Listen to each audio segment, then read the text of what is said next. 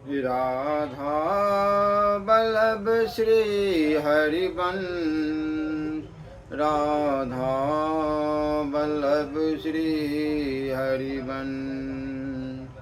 नारायणं नमस्कृत्यं नरं चैव नरोत्तमं, देवी सरस्वती व्यासं ततो जयमुदीरये। राधा मेरी माती है, पिता मेरे घनश्याम, इन दोनों की चरणों में मेरा कोटि कोटि प्रणाम। ओम श्री परमात्मने नमः। श्री गणेशाय नमः। आज का विशेष प्रसंग ब्रह्मवैवर्त पुराण, श्री राधा और श्री कृष्ण के चरित्र तथा श्री राधा की पूजा परंपरा का अत्यंत संक्षिप्त परिचय। शांति बचन शीतल सुधा, करते ताप त्रैनाश। फांसी क्या है? ममता और अभिमान मद्रा की भांति मोहित कौन करती है? नारी। कामाशक्ति महान अंधा कौन है? कामातुर। मृत्यु क्या है? अपना अपयश। फिर जन्म न हो। अमर कौन है? जिसकी फिर मृत्यु न हो। शत्रु में महाशत्रु कौन है? काम क्रोध। असत्य है। लोभ तृष्णा विषय भोग से तृप्त कौन नहीं होती? कामना दुख का कारण क्या है? ममता। इसलिए हर समय हर परिस्थिति में जो भी कर्म करे, काम धंधा रोजी रोजगार व्यापार, केवल नाम जप हर समय करते रहना चाहिए। राधा राधा राधा। भगवान के सदृश कोई वस्तु संसार में नहीं है। सारे रूप उसी के, आकाश, वायु, अग्नि, जल, पृथ्वी, दिशाएं, नक्षत्र और ग्रह, वेद, वेदों का तात्पर्य सब कुछ वही है। अतः उन्हीं के चरणों की शरण ग्रहण करो। मनुष्य जन्म का साफल्य इसी में है। वो एक होते हुए भी अनेक बने हुए हैं। उन्हीं के नाम का उच्चारण करो हर समय। राधा कृष्ण या राधे राधे, राम कृष्ण हरि। हर श्वास श्वास में नाम चलता रहे। नाम जप से सारे सिद्ध हो जाते हैं, कुछ भी बाकी नहीं रहता। इसलिए हर समय राधा राधा राधा राधा राधा राधा राधा राधा। बस हर समय जिसके जिह्वा पर प्रभु का नाम रहता वही धन्य है। महादेव जी कहते हैं, पार्वती, एक समय की बात है, श्री कृष्ण बिरजा नाम वाली सखी के यहाँ उसके पास थे। इससे श्री राधा जी को क्षोभ हुआ। इस कारण बिरजा वहाँ नदी रूप होकर प्रवाहित हो गई। बिरजा की संख्या भी छोटी छोटी नदियाँ बनी। पृथ्वी की बहुत सी नदियाँ और सातों समुद्र बिरजा से ही उत्पन्न है। श्री राधा जी के कोप से श्री कृष्ण के पास जाकर उनसे कुछ कठोर शब्द कहे। सुदामा ने इसका विरोध किया। इस पर लीलामयी श्री राधा ने उसे असुर होने का शाप दे दिया। सुदामा ने भी लीला कर्म से ही श्री राधा को मानवीय रूप में प्रकट होने की बात कह दी। सुदामा माता राधा तथा पिता श्री हरि को प्रणाम करके जब जाने को उद्धत हुआ, तब श्री राधा पुत्र विरह से कातर हो आंसू बहाने लगी। श्री कृष्ण ने उन्हें समझा बुझाकर शांत किया और शीघ्र उसके लौट आने का विश्वास दिलाया। सुदामा ही तुलसी का स्वामी शंखचूड़ नामक असुर हुआ था, जो मेरे शूल से विदीर्ण एवं शाप मुक्त हो पुनः गौलोक चला गया। सती राधा इसी 12 कल्प में गोकुल में अवतीर्ण हुई थी। वह ब्रज में वृषभानु वैश्य की कन्या हुई। वह देवी अयोनिजा थी, माता के पेट से नहीं पैदा हुई थी। उनकी माता कलावती ने अपने गर्भ में वायु को धारण कर रखा था। उसने योग माया की प्रेरणा से वायु को ही जन्म दिया, परंतु वहाँ स्वेच्छा से श्री राधा प्रकट हुए। 12 वर्ष बीतने पर उन्हें नूतन यौवन में प्रवेश करती देख माता पिता ने रयान वैश्य के साथ उसका संबंध निश्चित कर दिया।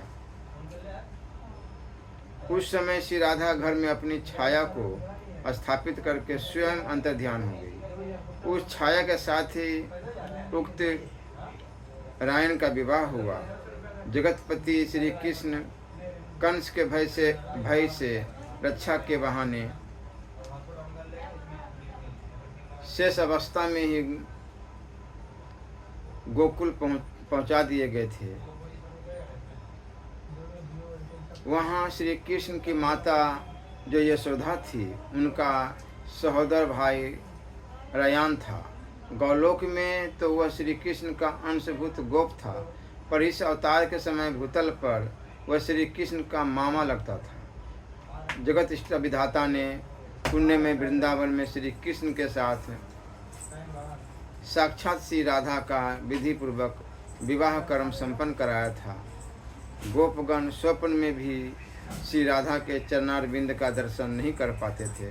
साक्षात श्री राधा श्री कृष्ण के वक्ष स्थल में वास करती थी और छाया राधा रयान के घर में ब्रह्मा जी ने पूर्व काल में श्री राधा के चरणारविंद का दर्शन पाने के लिए पुष्कर में 60,000 वर्ष तक तपस्या की थी। उसी तपस्या के फलस्वरूप इस समय उन्हें श्री राधा चरणों का दर्शन प्राप्त हुआ था। गोकुलनाथ श्री कृष्ण कुछ काल तक वृंदावन में श्री राधा के साथ आमोद प्रमोद करते रहे। तदंतर सुदामा के शाप से उनका श्री राधा के साथ वियोग हो गया। इसी बीच में श्री कृष्ण ने पृथ्वी का भार उतारा। 100 वर्ष पूर्ण हो जाने पर तीर्थ यात्रा के प्रसंग से श्री राधा ने श्री कृष्ण का और श्री कृष्ण ने श्री राधा का दर्शन प्राप्त किया। तदंतर तत्वक श्री कृष्ण राधा के साथ गोलोक धाम पधारे। कलावती कीर्तिदा और यशोदा भी श्री राधा के साथ ही गोलोक चली गई। प्रजापति द्रोण नंद हुए, उनकी पत्नी धारा यशोदा हुई। उन दोनों ने पहले की हुई तपस्या के प्रभाव से परमात्मा भगवान श्री कृष्ण को पुत्र रूप में प्राप्त किया था। महर्षि कश्यप वसुदेव हुए थे। उनकी पत्नी सती साध्वी अदिति अंशत देवकी के रूप में अवतीर्ण हुई थी। प्रत्येक कल्प में जब भगवान अवतार लेते हैं, देव माता अदिति तथा देव पिता कश्यप उनके माता पिता का स्थान ग्रहण करते। श्री राधा की माता कलावती कीर्तिदा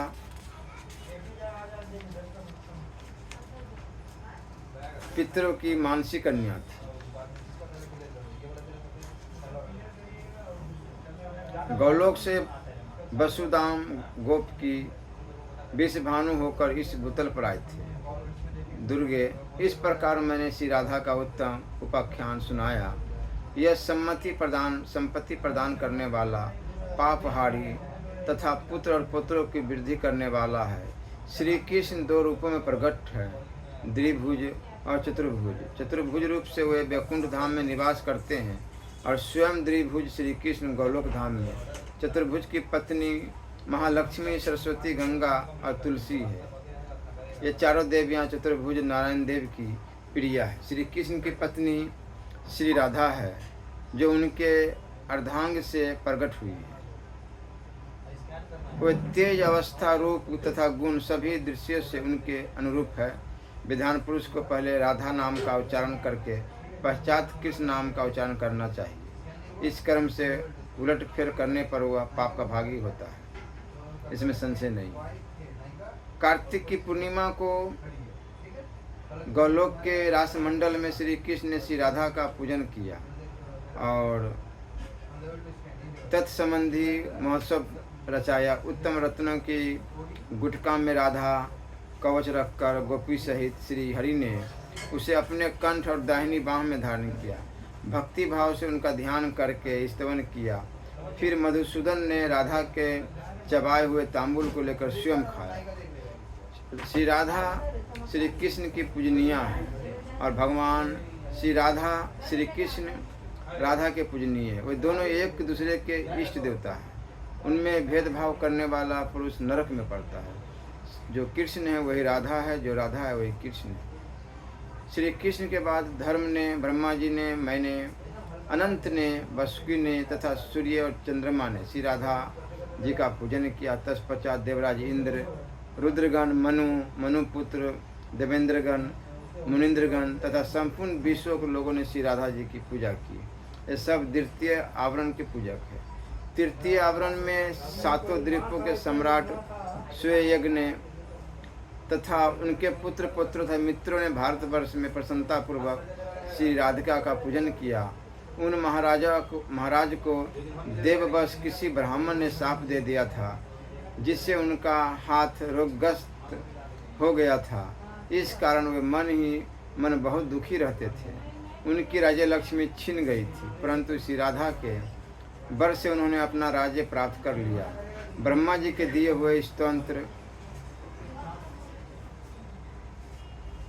से परमेश्वरी श्री राधा की स्तुति करके राजा ने उनके अभेद कवच को कंठ और बाह में धारण किया तथा पुष्कर तीर्थ में 100 वर्षों तक ध्यान पूर्वक उनकी पूजा की। अंत में वे महाराज रत्न में विमान पर सवार होकर गौलोक धाम में चले गए।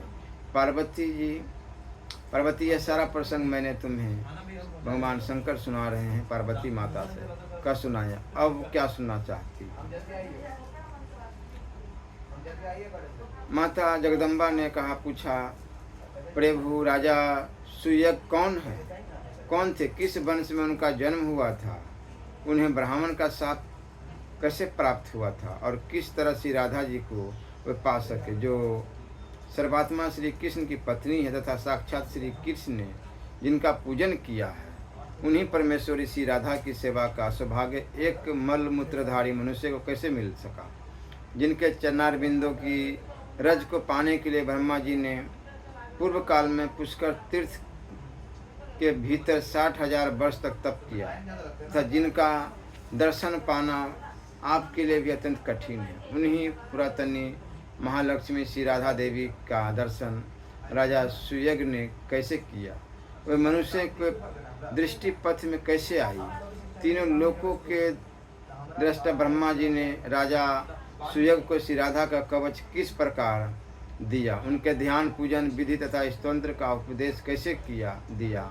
यह सब बताने की कृपा कीजिए। महादेव जी बोले, देवी 14 मनुओं में जो सबसे प्रथम है उन्हें स्वयंभू मनु कहते हैं।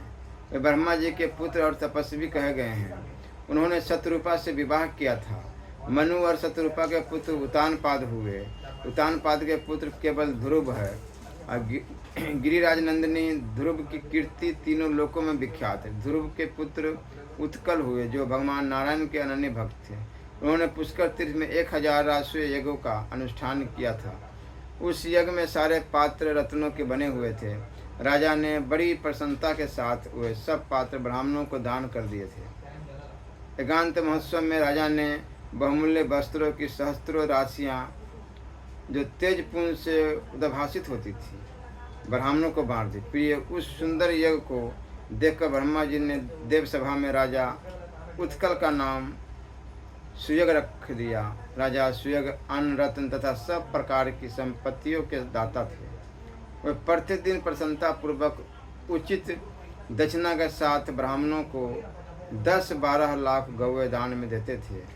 उन गौओं के सिंग रत्नों से मढ़े होते थे तथा दूध पात्र आदि सामग्री भी रत्नमय ही होती थी। वे प्रतिदिन 6 करोड़ ब्राह्मणों को भोजन कराया करते थे। उन्हें प्रतिदिन चूसने, चबाने, चाटने और पीने योग्य भोजन सामग्री देकर तृप्त करते थे। नित्य प्रति 1 लाख रसोइयों को भोजन दिया करते थे। पुआ, रोटी, चावल आदि अन्न, दाल आदि व्यंजन दही के साथ परोसे जाते थे। उस भोजन सामग्री में मांस का सर्वथा अभाव होता था। ब्राह्मण लोग भोजन के समय मनुवंशी राजा सुयग की ही नहीं, उनके पितरों की भी स्तुति करते थे। सुंदरी यज्ञ के दिनों में तथा उसकी समाप्ति के दिन कुल मिलाकर 36 लाख करोड़ ब्राह्मणों ने अत्यंत तृप्तिपूर्वक सुअन्न भोजन किया था। उन्होंने दक्षिणा में इतने रत्न ग्रहण किए थे कि उन सबको अपने घर तक ढोल ले जाना उनके लिए असंभव हो गया था। कुछ तो उन्होंने शूद्रों को बांट दिया और कुछ रास्ते में छोड़ दिया। ब्राह्मण भोजन के अंत में राजा ने ब्राह्मणों को भी भोजन दिया, तथापि वहाँ अन्न की सहस्त्रों राशियाँ शेष रह गई। इस प्रकार यज्ञ करके महाबाहु राजा सुयग अपनी राजसभा में रमणीय रत्न सिंहासन पर बैठे हुए थे। वो सिंहासन रतेंद्र सार से निर्मित अनेक छत्रों से सुशोभित था। उसे अच्छी तरह सजाया गया था। उस पर चंदन आदि सुगंधित वस्तुओं का लेप हुआ था। चंदन पल्लवों से उसकी रमणीयता और बढ़ गई थी। वहाँ वसु, वासव, चंद्रमा, इंद्र, आदित्यगण, मुनिवर, नारद तथा बड़े बड़े देवता विराजमान थे। इसी समय वहाँ एक ब्राह्मण आया जो रूखा और मलिन वस्त्र पहने हुए था। उसके कंठ, होठ और तालु सूखे हुए थे। उसने मुस्कुराते हुए हाथ जोड़कर रत्न सिंहासन पर बैठे हुए पुष्पमाला और चंदन से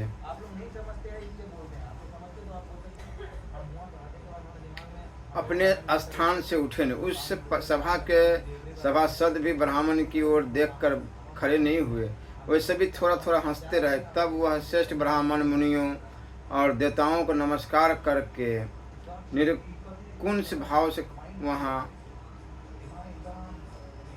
खड़ा हो गया और क्रोधपूर्वक राजा को शाप देता हुआ बोला, जो पामर, तू इस राज्य से दूर चला जा, श्रीहीन हो जा तथा शीघ्र ही गलित कोट से युक्त, बुद्धिहीन और उपद्रव से ग्रस्त हो जा। ऐसा कहकर क्रोध से कांपता हुआ ब्राह्मण सभासदों को शाप देने के लिए उद्यत हो गया। जो लोग वहाँ हंसे थे वे सब उठकर खड़े हो गए।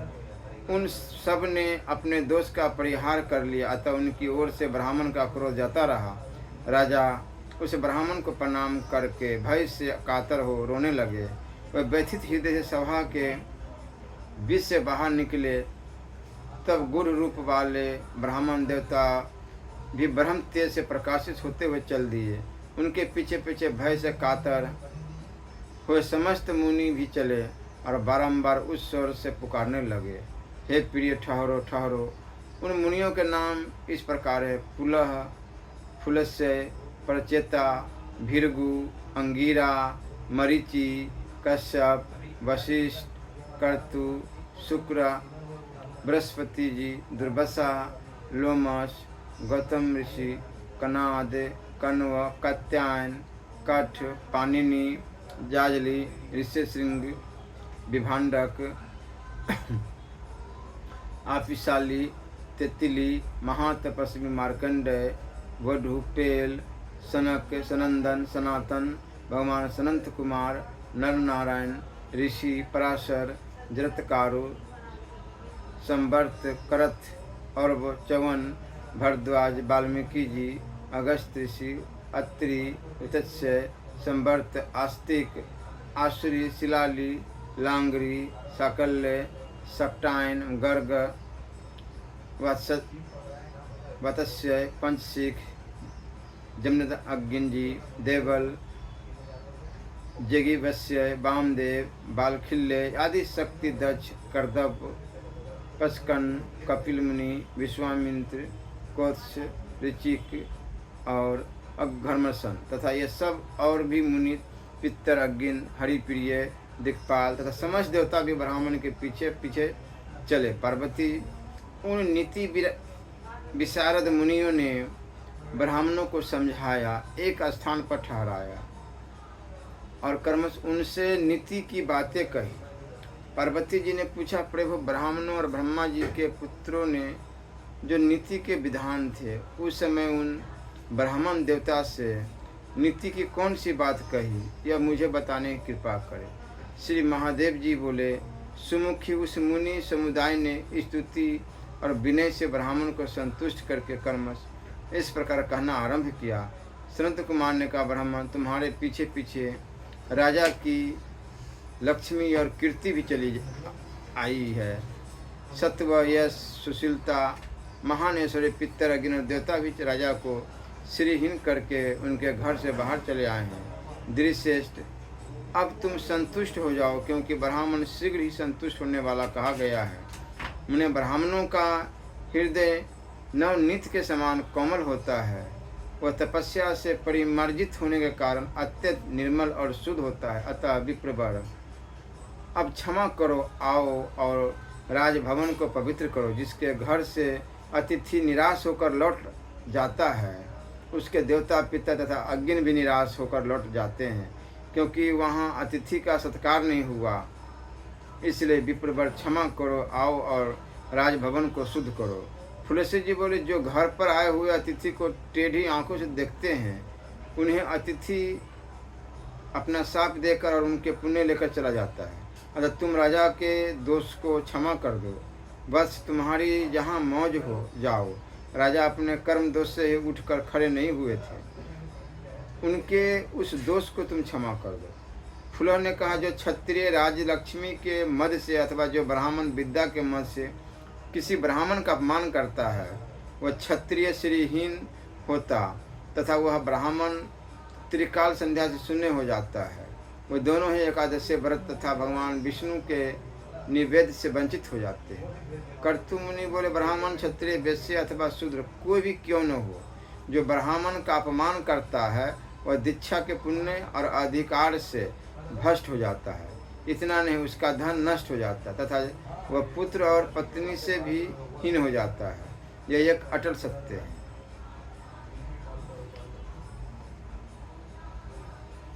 अतः भगवान, क्षमा करो, आओ और राजा के घर को पवित्र करो। अंगिरा ऋषि ने कहा, जो ज्ञानवान ब्राह्मण होकर किसी ब्राह्मण का अपमान करता है, वह भारतवर्ष में 7 जन्म तक सवारी ढोने वाला बैल होता है। मरीचि जी बोले, जो पुण्य क्षेत्र भारतवर्ष में देवता, ब्राह्मण तथा गुरु का अपमान करता है, वह भगवान विष्णु की भक्ति से वंचित हो जाता है। कश्यप जी ने कहा, जो वैष्णव ब्राह्मण को देखकर उसका अपमान करता है, वह विष्णु मंत्र की दीक्षा से वंचित हो विष्णु पूजा से भी विरत हो जाता है। प्रचेता बोले, जो अतिथि ब्राह्मण को आया देख उसके लिए अभिस्थान नहीं करता, उठकर खड़ा नहीं हो जाता, वह भारत भूमि में माता पिता की भक्ति से रहित होता है। उस मूढ़ को 7 जन्मों तक हाथी की योनि में जन्म लेना पड़ता है। अतः द्रिश्रेष्ठ, शीघ्र चलो, राजा को आशीर्वाद दो। दुर्वासा जी ने कहा, जो गुरु, ब्राह्मण अथवा देवता की प्रतिमा को देखकर शीघ्र ही उसके सामने मस्तक नहीं झुकाता, वह पृथ्वी पर सुअर होता है। अतः ब्राह्मण, हमारे सब अपराधों को क्षमा करो और चलकर अतिथि सत्कार ग्रहण करो। राजा ने कहा, आप सब लोग श्रेष्ठ मुनि हैं, आपने किसी न किसी बहाने से धर्म का उपदेश किया है, अतः सब कुछ स्पष्ट बताकर मुझ मूर्ख को समझाइए। विद्रो, आप लोग पहले मुझे यह बतावे कि स्त्री हत्या, गौ हत्या, कृतघ्रंता, गुरु पत्नी गमन तथा ब्रह्म हत्या करने वालों को कौन सा दोष लगता है तथा उसका परिहार कैसे होता है। वशिष्ठ जी बोले, राजन, यदि स्वेच्छापूर्वक गौवध का पाप किया गया हो तो उसके प्रायश्चित के लिए मनुष्य 1 वर्ष तक तीर्थों में भ्रमण करता रहे। वह प्रतिदिन जौ की रोटी अथवा जौ की लपसी खाए और हाथ से ही जल पिए। वर्ष पूरा होने पर ब्राह्मणों को दक्षिणा सहित 100 अच्छी और दुधारू गौओं का दान करें। प्रायश्चित से पाप क्षीण हो जाता है।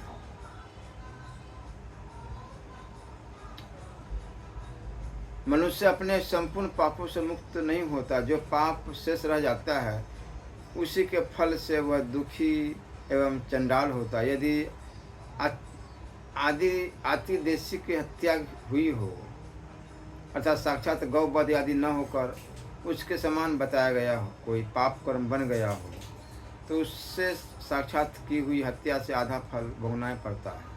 अनुकल्प रूप प्रायश्चित से उस हत्या का पाप तथापि क्षीण हो जाता है, तथापि उससे पूर्णतया छुटकारा नहीं मिलता। शुक्राचार्य ने कहा, स्त्री की हत्या करने पर निश्चय ही गौ हत्या से दूना पाप लगता है। स्त्री हत्यारा हजारों वर्षों तक कालसूत्र नामक नरक में निवास करता है। तदंतर वह महापापी मानव 7 जन्मों तक सुअर और 7 जन्मों तक सर्प होता है। इसके बाद उसकी शुद्धि होती है। बृहस्पति जी बोले, स्त्री हत्या से दूना पाप लगता है। ब्रह्म हत्यारे 1 लाख वर्षों तक निश्चय ही महाभयंकर कुंभी पाक नरक में निवास करता है। तदंतर उस महापापी को 100 वर्ष तक विष्ठा का कीड़ा होना पड़ता है। इसके बाद 7 जन्मों तक सर्प होकर वह उस पाप से शुद्ध होता है। गौतम जी ने कहा, राजेंद्र, कृतधन को ब्रह्म हत्या से 4 पाप लगता है। वेद में अवश्य ही कृतधनों की शुद्धि के लिए कोई प्रायश्चित नहीं कहा गया है। राजा ने पूछा, वेद वेताओं में श्रेष्ठ महर्षि, आप मुझे कृतधनों का लक्षण बताइए। कृतधनों का कितने भेद हैं और उनमें से किन्हें किस दोष की प्राप्ति होती है। सामवेद में 16 प्रकार के कृतधनों का निरूपण किया गया है।